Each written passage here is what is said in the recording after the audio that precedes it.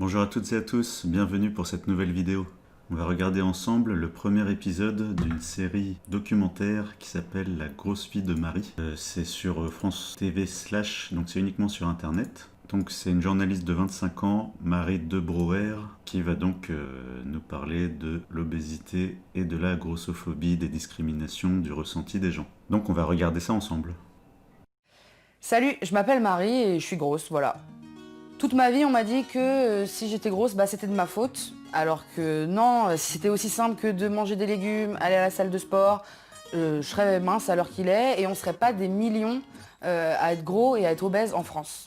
Parce qu'être gros, c'est vraiment relou, surtout quand on est discriminé à cause de ça. Alors qu'on peut tous grossir pour vraiment plein de raisons, la précarité, les troubles du comportement alimentaire, des problèmes psychologiques qu'on peut tous avoir, et même les produits industriels qui sont vraiment saturés en sucre et en gras. La discrimination des gros et des grosses et toutes les personnes en surpoids, elle a un nom, ça s'appelle la grossophobie. Et la grossophobie, elle est partout, tout le temps. C'est pour ça que je suis là, c'est pour vous parler de ça. Je vais aller voir des spécialistes pour comprendre un peu le pourquoi du comment, mais surtout, je vais aller voir des gens qui vivent comme moi la grossophobie. Alors suivez-moi, on va casser du gros stéréotype.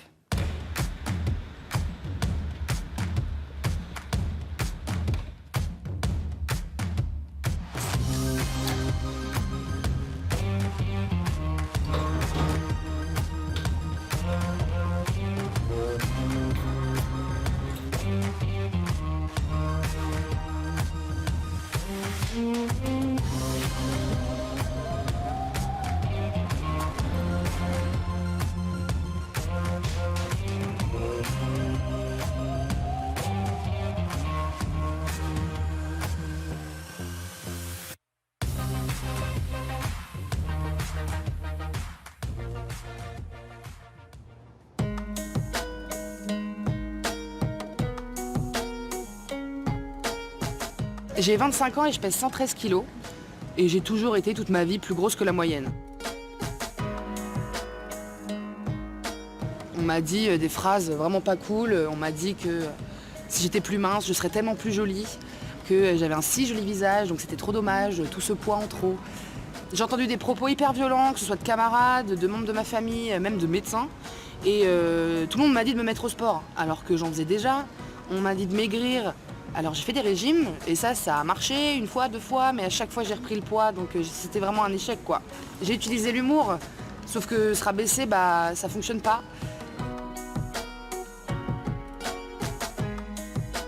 Aujourd'hui, je fais un travail sur moi, parce qu'en fait, j'en ai marre de souffrir, j'en ai marre de pas être bien dans mon corps. Et je veux vraiment comprendre pourquoi est-ce que moi j'ai ce corps-là, pourquoi les régimes fonctionnent pas, et les conséquences de la grossophobie. Du coup, je suis allée voir une psychologue spécialisée dans le rapport à l'alimentation. Bonjour, je suis Brigitte Ballandras. Alors ça c'est intéressant. La première personne qu'on interroge, c'est pas un médecin nutritionniste, c'est pas une diététicienne. Non, on commence d'abord par interroger un psychologue. Les professionnels de la psychologie, je les aurais interrogés dans un second temps. Bonjour, je suis Brigitte Ballandras. Je suis psychologue clinicienne et psychothérapeute et je m'intéresse aux questions sur l'obésité et sur les troubles du comportement alimentaire.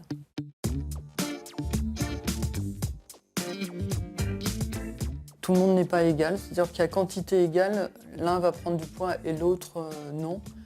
C'est profondément injuste. C'est pas si simple de prendre conscience de ce qu'on mange. D'où le mal vécu des personnes en situation d'obésité auxquelles on attribue une responsabilité individuelle unique dans un environnement collectif de prise de poids générale.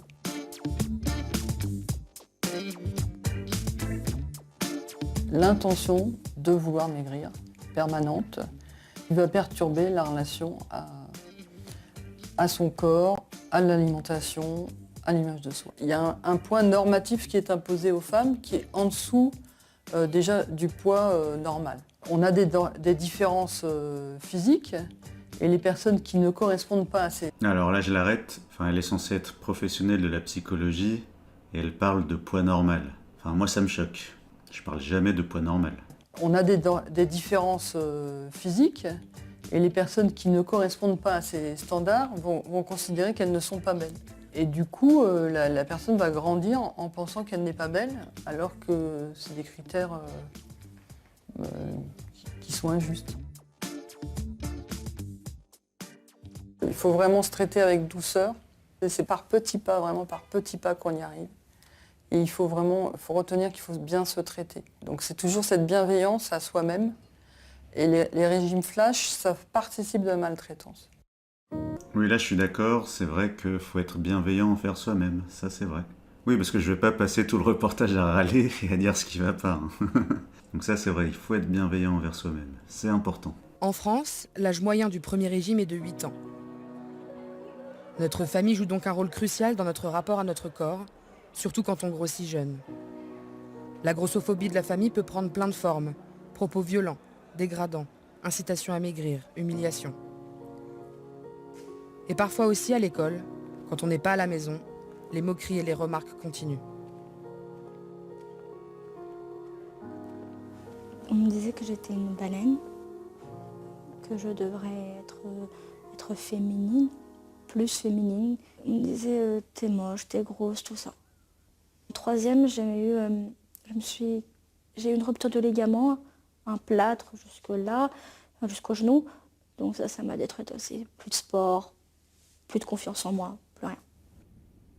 C'est là que j'ai été harcelée scolairement pendant plus d'1 an, sur les réseaux sociaux, à l'école.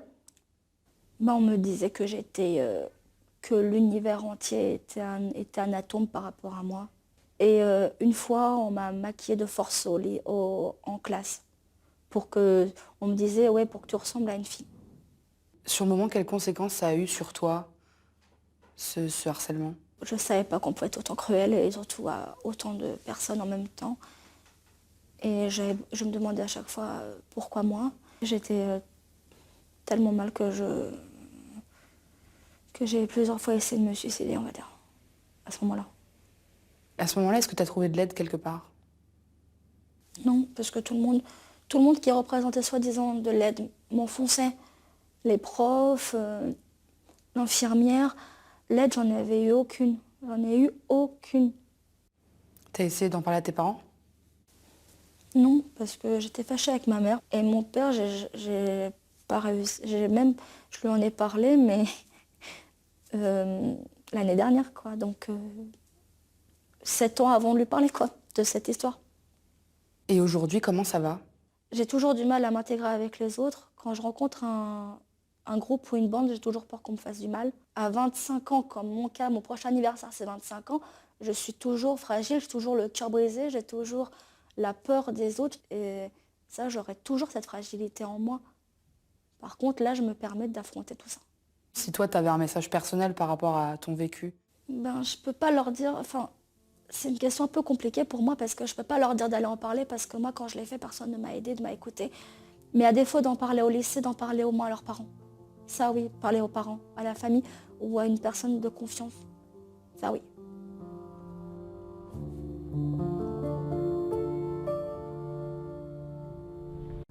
Moi j'ajouterais que si vous êtes parent et que vos enfants sont minces, et que donc ils n'ont pas ce problème-là, il faudrait dire à vos enfants d'éviter de faire partie du groupe qui se moque.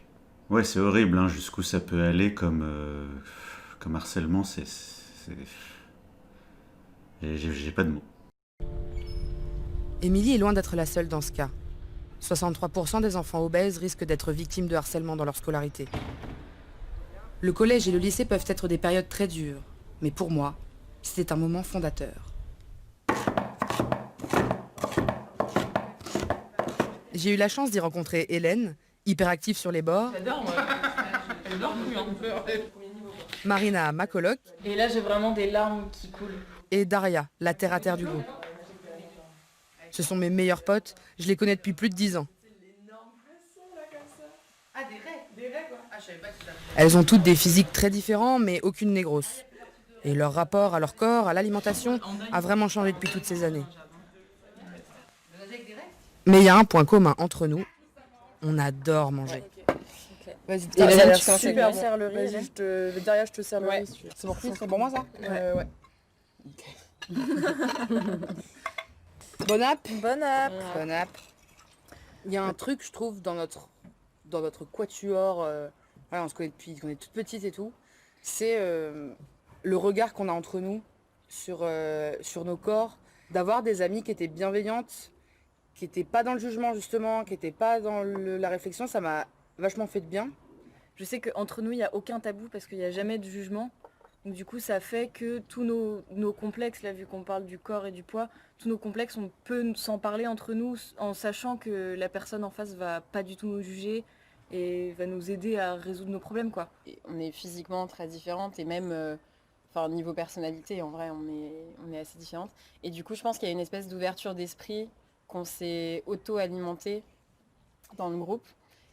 Est-ce que vous avez peur de devenir grosse? Et pourquoi?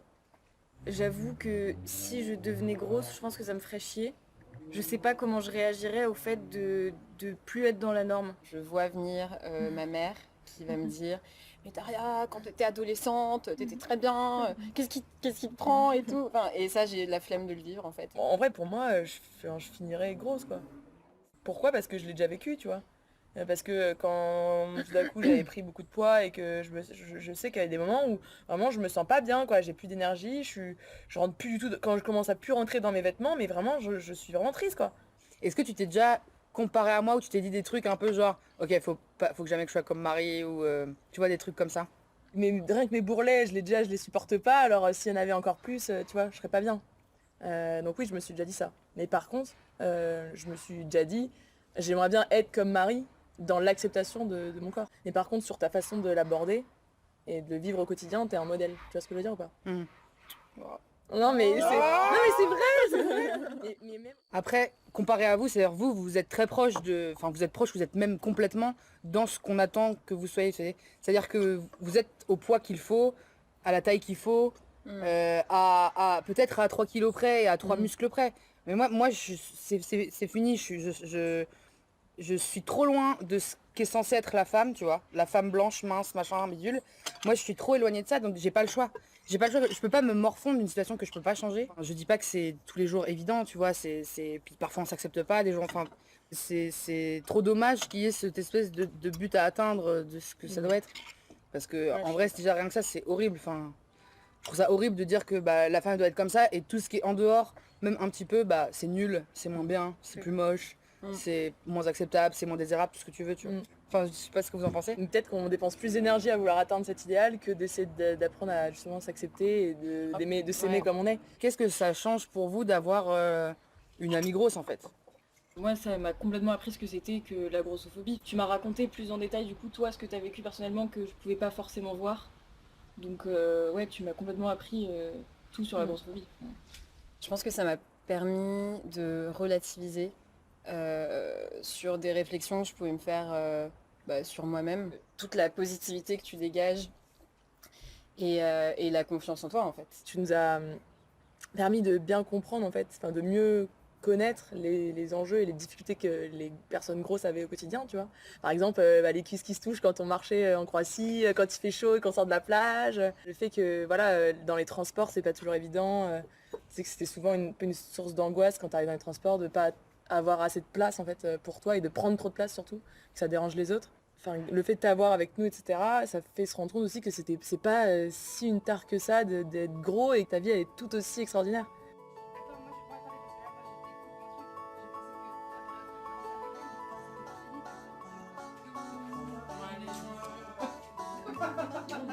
À l'adolescence, on se fait...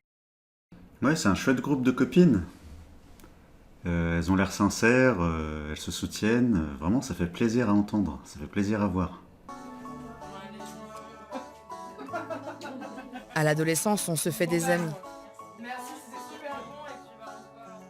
Mais on commence aussi à avoir une vie intime. Des amoureux, des amoureuses et des partenaires sexuels.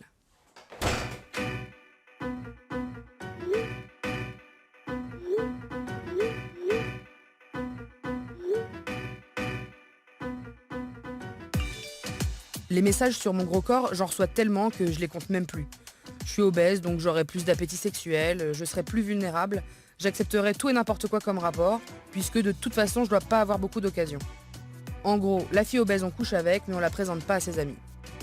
Dans les films, les séries, les livres, notre sexualité est invisible alors que sur les sites porno, elle est bien présente. La grosseur devient un fétiche sexuel. Mais concrètement, faire du sexe quand on est gros, est-ce que c'est vraiment différent ? Je m'appelle Claire Alquier, je suis sexologue. Pour moi, faire du sexe quand on est gros, ça n'est pas différent de si on est grand, de si on est petit. Ce qui est différent, c'est chaque personne les unes par rapport aux autres. C'est pas tant sur l'enveloppe corporelle que ça se joue, puisqu'a priori, on a tous des zones érogènes. Alors elles vont être toutes différentes selon les personnes. Les problèmes qu'on va pouvoir rencontrer, les difficultés qu'on va rencontrer, ça va plutôt être dû à comment est-ce qu'on se sent dans son corps en fait. Et c'est ça qui va peut-être créer la difficulté de l'échange avec l'autre, la difficulté de l'échange avec soi-même et le rapport d'estime, de regard qu'on va porter sur soi. Ça c'est quand même fondamental dans la sexualité. Il y a plein de petites choses qu'on peut faire au quotidien. Et moi je crois vraiment extrêmement fort en cette capacité qu'on peut avoir et en cette éducation qu'on peut faire soi-même.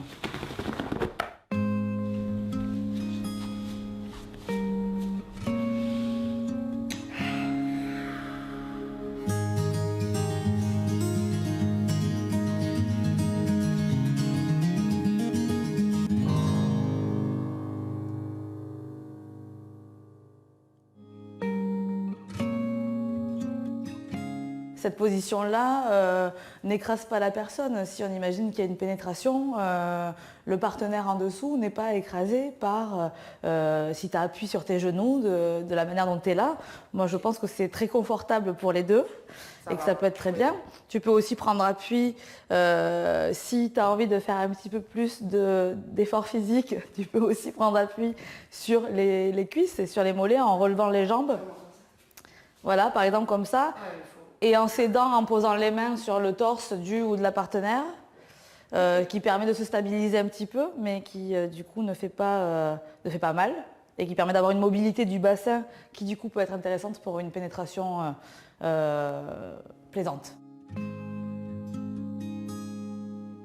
Donc cette position, on est bien d'accord qu'elle ne nécessite pas nécessairement des prouesses physiques extraordinaires. Et puis si il s'avère que ça dure un petit temps, qu'on est un peu fatigué et que là, au niveau des bras, on flanche un petit peu, on peut aussi s'appuyer sur les coudes, si tu veux bien descendre. Voilà.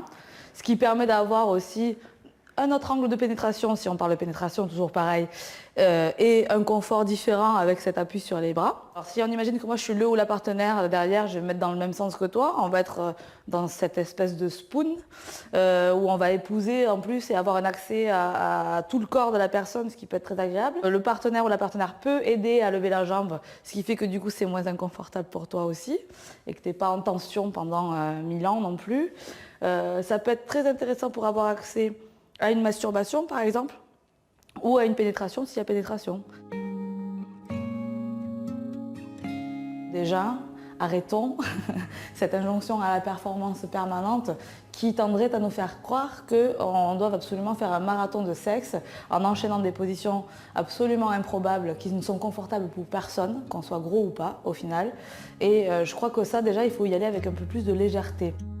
En sexualité, c'est ça qu'il faut pouvoir se dire, c'est qu'on reconnaît les complexes et on reconnaît les difficultés, on ne va pas les minimiser, il faut pouvoir les entendre, il faut pouvoir les partager aussi un petit peu avec ses partenaires quand on est dans une relation de confiance. Mais en fait, on peut s'en décentrer en trouvant tout un tas de petites stratégies et en utilisant ce qu'on peut appeler aussi des outils. Donc voilà, le son, de la musique, des odeurs, un visuel, une entrave dans les mouvements, d'aller un petit peu développer d'autres sensations en détournant le problème en fait. Alors je vais aussi laisser cette partie dans la vidéo, hein, parce que je vois pas pourquoi ça serait tabou. Bon allez, retour aux choses sérieuses. Il y a un autre domaine dans lequel les gros on est aussi discriminés, c'est le marché du travail. Il y a plein de clichés sur les gros, on n'est pas digne de confiance, on manque de volonté, d'énergie, on n'est pas apte à travailler, du coup on nous donne pas de travail, c'est vraiment un cercle vicieux quoi. Trouver une discrimination physique à l'embauche c'est hyper compliqué. En plus de ça, on ne se rend pas vraiment compte de l'ampleur de la grossophobie au travail, ni quel corps de métier ça touche. Du coup je suis allée voir un spécialiste et lui, il a travaillé sur la question depuis des années. Bonjour, je m'appelle Jean-François Amadieu, je suis professeur à l'Université Paris 1, Panthéon-Sorbonne et j'ai créé l'Observatoire des discriminations il y a une quinzaine d'années. La grossophobie est extrêmement répandue dans le monde du travail parce que beaucoup la trouvent compréhensible, la tolèrent malheureusement. Et donc ça va se traduire par des embauches beaucoup plus difficiles évidemment, des carrières ralenties, des moqueries, du harcèlement et des mises à l'écart. C'est le premier motif de traitement négatif que subissent les Français. Comment on sait qu'il y a une discrimination à l'égard des personnes qui sont en surpoids ou obèses? Il y a les sondages pour mesurer. Deuxièmement, il y a des tests par envoi de CV. Donc on envoie les mêmes candidatures, 2 candidatures, et sur une des candidatures, on met une photo qui montre une personne qui est grosse sur son visage. Et là, on s'aperçoit que ça va dégrader les chances d'être embauché. Alors, quand c'est une hôtesse d'accueil, ça peut être 6 fois, 7 fois moins de réponses. Quand c'est des postes plutôt en back-office, ça va être moins. Mais il y a toujours une perte de chance, c'est-à-dire qu'il y a moins de convocations aux entretiens quand on est rond ou gros. Il y a donc les préjugés sur la personnalité, la supposée intelligence, compétence. Donc tout ça ferait défaut aux personnes grosses. Et puis les recruteurs aussi mettent en avant la crainte de la mauvaise santé de la personne qui est obèse, par exemple. On s'est attaqué à d'autres discriminations, pas à celle-là. Il est incroyable qu'en France, on trouve normal de continuer à mettre des photos sur les candidatures. Évidemment, il y a des entretiens, c'est vrai, mais on n'est pas obligé de faire que ça. On peut aussi tester les vraies compétences, tester l'intelligence et non pas se fier à la première impression.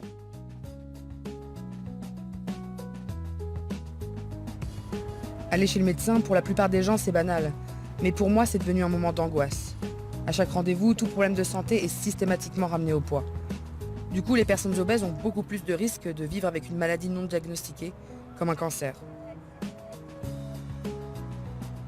Claire a 30 ans, et toute sa vie, elle a subi la violence des médecins. Mon pire souvenir, c'est pas à l'âge adulte, c'est plus jeune, c'est quand j'avais 14-15 ans.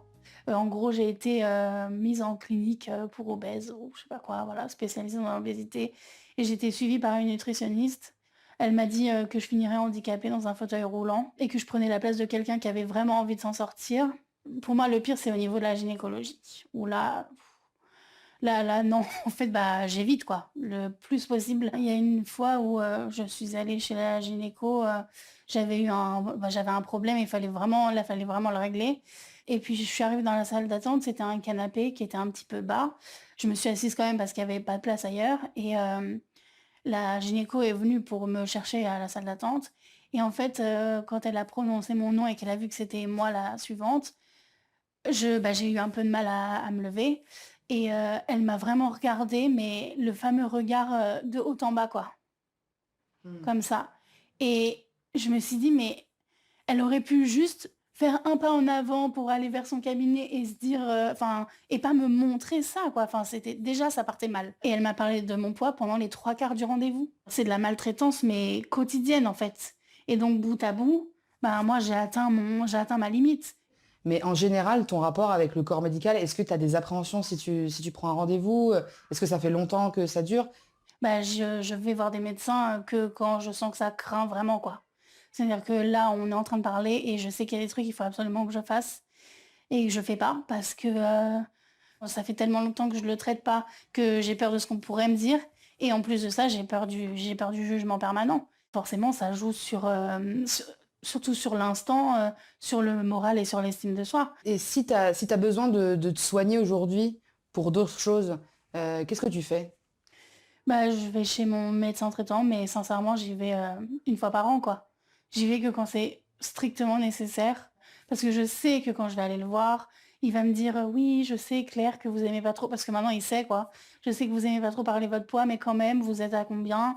Et il y a des moments où je me sens pas la force de faire face. Donc il y a des moments où j'ai pas envie, en fait, et j'y vais pas. Et il y a d'autres moments où je me sens un peu plus forte, en tout cas d'entendre ces choses que je sais qu'ils ne devraient pas être dites. Mais du coup, voilà, là j'y vais. Mais oui, mon médecin traitant, j'y vais genre une fois par an. Et je lui fais une liste. J'ai ça. Voilà. Mais c'est tout, quoi. Enfin, j'irai pas faire des examens de suivi parce qu'il faut. Non, ça, non. C'est même pas la peine. J'ai pas envie. Non. Qu'est-ce qui aurait dû être différent pour que tu te sentes à l'aise chez les médecins? Déjà, qu'on me croit. Puis tout simplement, en fait, j'aimerais qu'on me laisse tranquille. C'est juste ça. Moi, j'aimerais pouvoir être transparente. Limite, j'ai envie de commencer mes rendez-vous en disant, imaginez que je sois mince, voilà, maintenant on peut commencer. Voilà, juste être traitée normalement, en fait. Parce que je suis normale. Je suis tombée là-dedans l'année dernière. maintenant je fais du sport et j'essaie de... Pendant longtemps, on a ignoré la grossophobie. Mais grâce au travail de groupe Oui, parfois j'ai des patientes qui me racontent des anecdotes du même genre. Hein. C'est pas normal de traiter les gens comme ça. Hein. C'est honteux. C'est ce genre de consultation ça a déjà été cité dans des articles, hein, dans des articles de presse, des anecdotes de ce genre-là. Là, une personne en état d'obésité qui consulte pour un truc qui a rien à voir avec son obésité, et le médecin, au lieu de s'occuper de ce qui embête le patient, enfin la patiente, parce que je sais pas si vous avez remarqué, là on est à 23 minutes, sur 26 minutes de reportage, on a vu que des femmes. On a vu que des femmes. Mais je veux dire, pourquoi, faut qu'on m'explique pourquoi il n'y a que des femmes qui ont ce genre d'anecdotes à raconter. Enfin, dites-le en commentaire si mes patients hommes voient la vidéo. Enfin, est-ce que vous avez ce genre d'anecdote à raconter si vous consultez un médecin pour un truc qui n'a rien à voir avec l'obésité et qu'il passe les 3/4 de la consultation à vous parler de votre poids, dans les articles que j'ai vus, ça ne concernait que des patientes femmes. Ça, faudrait qu'on nous l'explique, ça. Je fais du sport et j'essaie de... Pendant longtemps, on a ignoré la grossophobie. Mais grâce au travail de groupes militants et féministes, les choses bougent. Groupes de parole, événements, présence en ligne, il y a de plus en plus de pages Facebook et Instagram qui donnent la parole aux gros et aux grosses. Hop, je mets pause pour que je lise...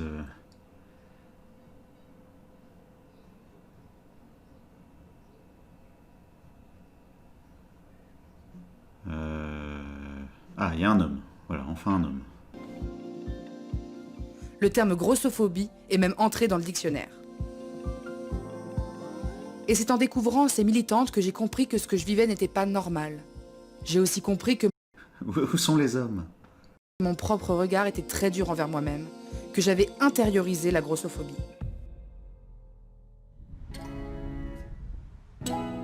C'est la grossophobie des autres qui rend les gros eux-mêmes grossophobes. Ils se voient comme la société les voit. Toutes ces paroles qu'on se dit dans sa tête, des paroles destructrices. Je me dis que je suis un échec, que je mérite ce qui m'arrive. Le ventre, le torse, ouais, c'est un peu trop. Tu trouveras jamais l'amour. Je me vois dans le miroir et ça me dégoûte. Ah mais je ressemble à ça, moi. Mais ça, c'est des choses que je me dis plus du tout. Ça, c'est fini, en fait. Aujourd'hui, j'ai pas honte de qui je suis, de mon corps, de comment je me présente au monde, en fait. En fait, mon corps, je l'aime. Il faut essayer d'y aller, prendre sur soi, affronter l'extérieur, se dire ok, on y va, on inspire, on souffle et on sort. Dans les bons jours, je regarde et je me dis mais t'es hot. Non, je suis pas moins bien qu'une autre, je suis pas mieux et voilà, je suis plutôt ok en fait. Mais j'ai des yeux de fou en fait. Ah, ça fait plaisir à entendre tout ça.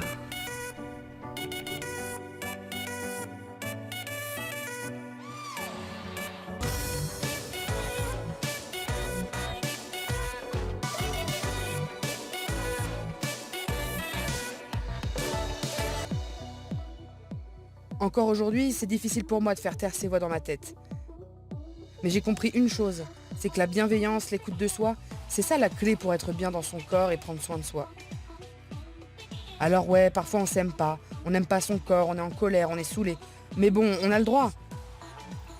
Gros, grosse, obèse, enrobé, dodu, bien en chair, rond, ronde, le combat continue. Et c'est ça, la grosse vie de Marie.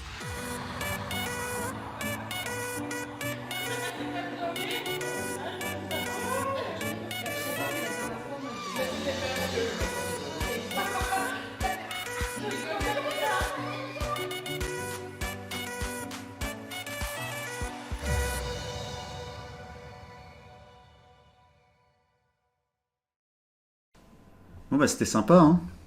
C'était sympa. Le site ne dit pas quand sortiront les prochains épisodes. Oui, alors, ils ont écrit tout public, quand même un petit passage déconseillé aux enfants. Alors il n'y a pas d'enfants sur ma chaîne, je pense. Je pense pas qu'il y ait d'enfants qui regardent mes vidéos. En tout cas, c'était sympa, ça donne une bonne énergie. Marie à la pêche, ça fait plaisir.